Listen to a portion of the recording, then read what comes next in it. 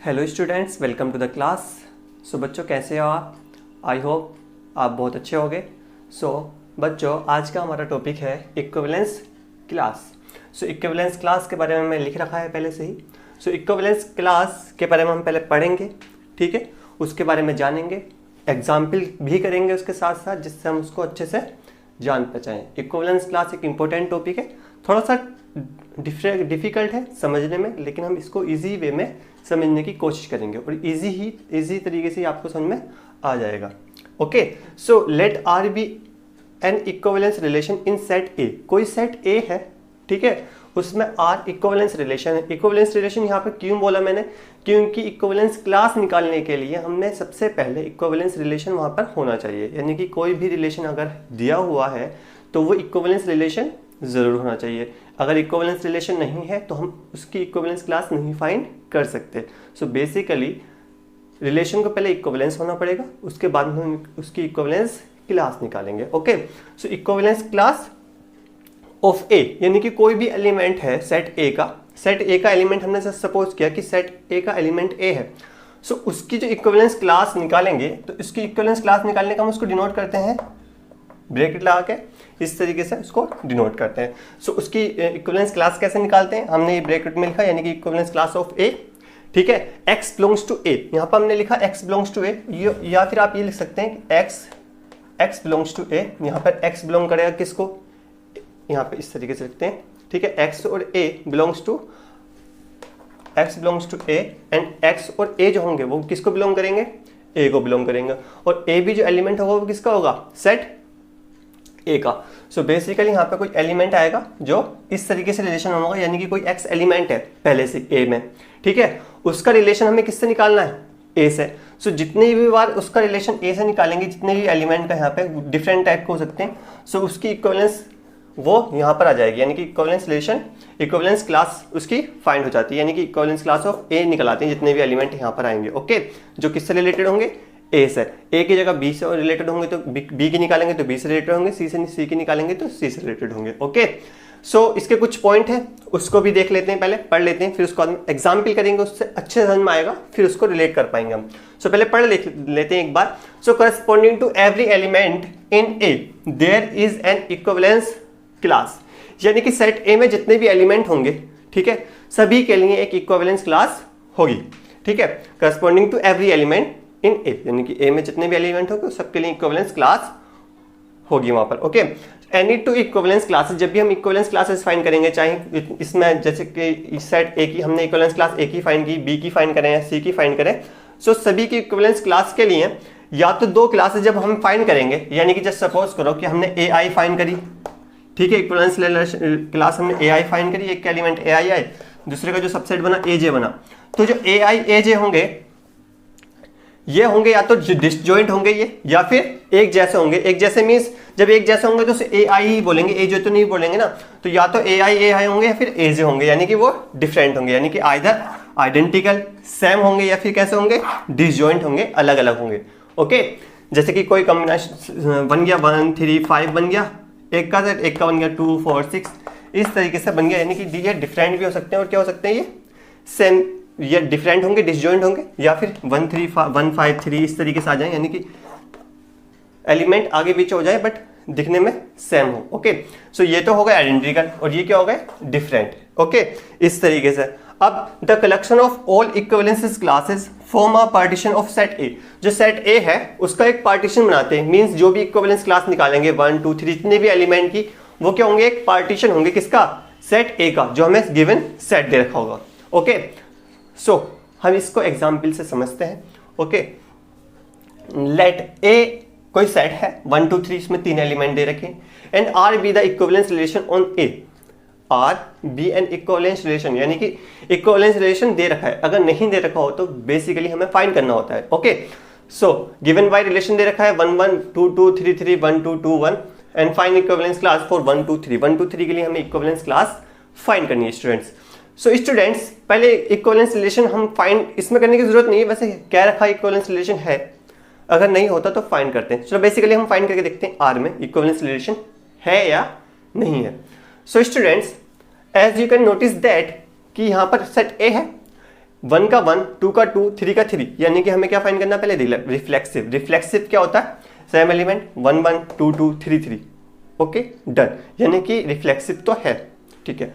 अब कौन सा फाइंड करेंगे, सिमेट्रिक। सिमेट्रिक 1 1 का उल्टा 1 1, 2 2 का 2 2, 3 3 का 3 3, 1 2 का 2 1, क्लियर, यानी कि कम सिमेट्रिक भी है। नाउ ट्रांजिटिव फाइंड करेंगे, तो ट्रांजिटिव मींस 1 2 2 1, यही साइड देखेंगे ना, 1 2 2 1, सो 1 2 2 1 का क्या आएगा 1 1, ये कहां पे चला जाएगा, यहाँ पे 1 1 यहाँ पे पहले से ऑलरेडी दे रखा है, यानी कि इट इज ट्रांजिटिव, यानी कि you can say that R is equivalence relation, okay दे रखा है, फिर भी हम आपको समझा दिया कि कैसे होता है, ठीक है। नाउ इसको सॉल्व करने, सो हमें इक्विवेलेंस क्लास फाइंड करनी है फॉर 1, सो इक्विवेलेंस क्लास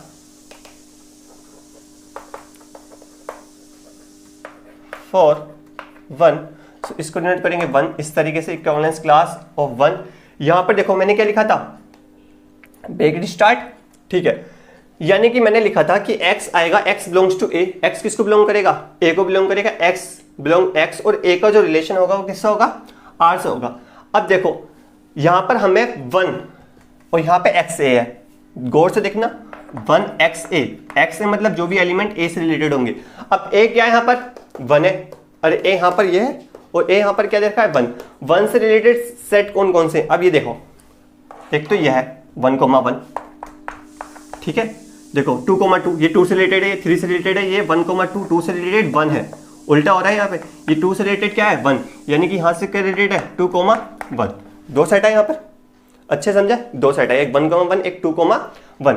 अब गौर से देखो इसमें से हमें कौन सा एलिमेंट लिखने हैं, x के एलिमेंट लिखने हैं, यानी कि x सेम लाइक x को है, तो a की जगह तो ये आ गए 1 1, हमें क्या लिखना, x की जगह जो भी एलिमेंट है क्या रहे 1 2, ये हो गई इक्विवेलेंस क्लास ऑफ 1, है ना, इजी, बिल्कुल आराम से, कुछ नहीं करना इसमें, सिंपली जो भी रिलेशन हो किसी भी एलिमेंट का 1 का, यानी कि एक 1 के लिए निकाले तो 1 का, 2 के लिए निकाले तो 2 का, किसी भी से रिलेशन इस तरीके से हम फाइंड कर सकते हैं, ओके।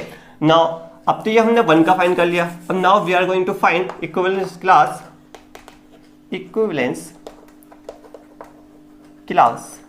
फॉर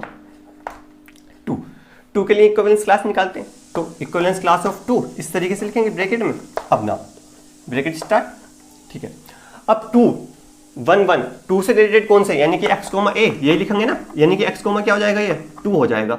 सो x की जगह कौन से 2 से रिलेटेड कौन है 1 1, इसमें तो 1 रिलेटेड 1 से, इसमें 2 रिलेटेड है 2 से, यानी कि 2 2 आ जाएगा, 3 3 नहीं, 1 2 यस, क्योंकि 2 हमें बाद में चाहिए, यानी कि 1 2 एंड 2 1, तो 2 1 तो नहीं होगा, क्योंकि 2 रिलेटेड है किससे 1 से, ना कि 1 रिलेटेड है किससे 2 से। इस टाइप से हम इसको लिख लेते हैं। तो कौन सा एलिमेंट आया पहले 2 फिर 1। अब गौर से देखना, ये दोनों यहां पर आओ, corresponding to every element in A is an equivalence class, equivalence class तो निकल रही है, any two equivalence classes are either identical or disjoint। ये कैसी हैं, आइडेंटिकल है, ये कैसी हैं, आइडेंटिकल है। गौर से देखो, ये क्या है 1 2, ये क्या है 2 1, एलिमेंट सेम है, 1 2 2 1 सेम है, इसमें क्या प्रॉब्लम है, ठीक है। अब सिमिलरली हम किसके लिए क्या फाइंड करेंगे, equivalence class for 3, equivalence class for 3, सो 3 लिख लेंगे यहाँ पे, एंड 3 रिलेटेड होगा 3 से, यानी कि वही 1 1 से रिलेटेड है, 2 2 से रिलेटेड है, 3 3 से रिलेटेड है, इसके अलावा 3 कहीं भी लास्ट में एलिमेंट नहीं है जो 3 3 से रिलेटेड हो। सो सिंपली इसमें जो एलिमेंट आएगा वो क्या आएगा 3। अब ये बताओ, इसको मैंने सपोज किया कि A1 आ गया हमारा सेट, ये आ गया A2, ये आ गया क्या A3, ठीक है, जस्ट सपोज किया। वैसे तो इक्विवेलेंस हम क्लास हमने यहाँ से निकाली, ये हमारा आंसर आ गया, सिंपली ये आंसर आ गया हमारा। मैंने A1 A2 A3 इसलिए लिखा कि अगर मैं पूछूं आइडेंटिकल कौन से हैं, तो A1 और A2 क्या है, एक दूसरे के आइडेंटिकल है, यानी कि A1 and A2 are identical. ये कैसे होंगे, आइडेंटिकल होंगे। और A1